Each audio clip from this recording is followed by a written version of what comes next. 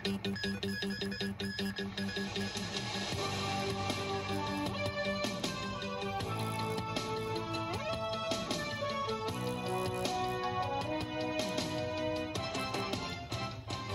迎收睇晚間新聞，我係陳嘉欣。今日嘅主要新聞包括：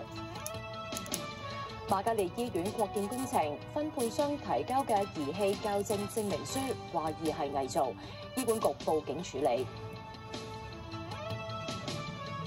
大埔宏福苑援助基金累計有34億，政府話會確保用得其所。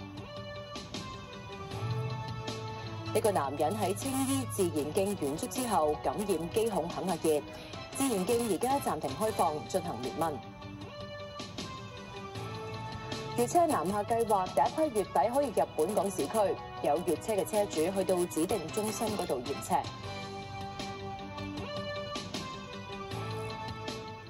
詳細嘅新聞內容。